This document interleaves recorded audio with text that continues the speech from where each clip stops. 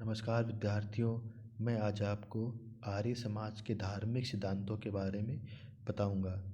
स्वामी दयानंद सरस्वती का जन्म 1824 में गुजरात में जीवपुर गांव में हुआ। 21 वर्ष की आयु में वे अपना घर छोड़कर चले गए और 15 वर्षों तक उन्होंने देश के विभिन्न भागों में भ्रमण किया। 1860 में उन्होंने मथुरा में स्वामी विरजानंद से दीक्षा ग्रहण की। उसके पास रहकर स्वामी दयानंद सरस्वती ने संस्कृत का ज्ञान प्राप्त कर वेदों का गहन अध्ययन किया।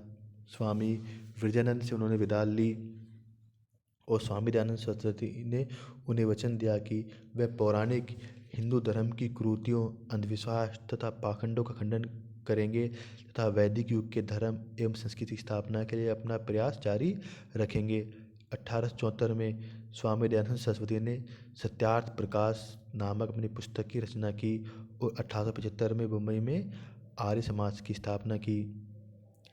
सत्यार्थ प्रकाश के आधार पर आर्य समाज के 10 नियम बनाए गए, जो हैं वेद सच्चे ज्ञान के स्रोत हैं, अतः सभी मनुष्यों को इसका अध्ययन, मनन और प्रचार करना चाहिए। ईश्वर सशक्तिमान, न्यायकारी, दयालु, निर्विकार, सर्वव्यापक, पवित्र व सृष्टि करता है, अतः उसकी उपासना सबको करनी चाहिए। प्रत्येक व्यक्ति के लिए सत्य ग्रहण करना और असत्य को त्यागना आवश्यक है।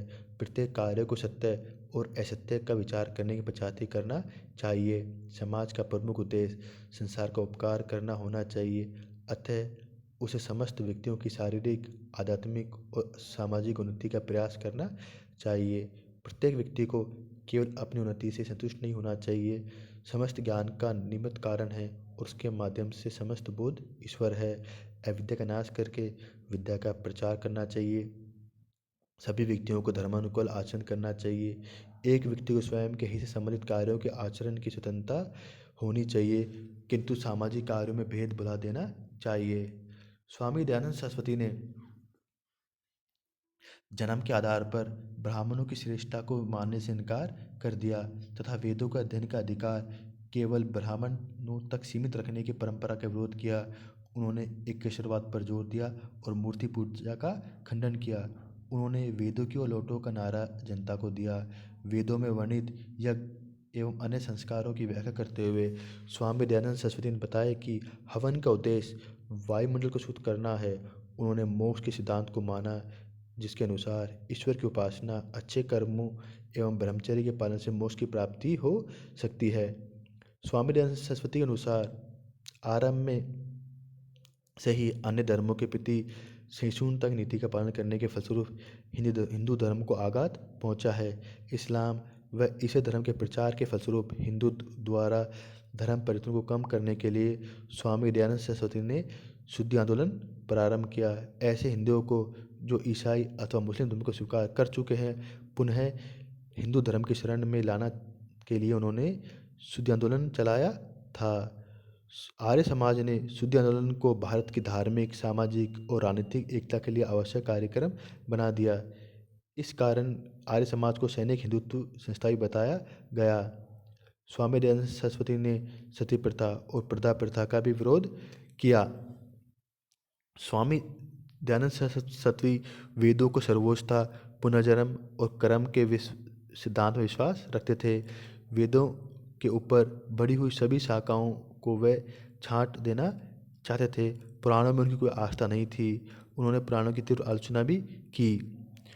उनकी धारणा थी कि संसार का समस्त ज्ञान वेदों में निहित है, इसलिए मनुष्य को वेदों की तरफ लौट जाना चाहिए। उन्होंने हिंदू समाज और हिंदू धर्म की बुराइयों की आलोचना की। वे बहुदेवतावाद एवं मूर्ति पूजा के कट्टर विरोधी थे। धार्मिक कर्मकांड एवं पुरोहितों के आधिपत्य की भी वह आलोचना करते थे। इस प्रकार हिंदू संस्कारों, तीर्थ यात्रा, यज्ञ, पशु बलि आदि में वो अपनी आस्था नहीं रखते थे।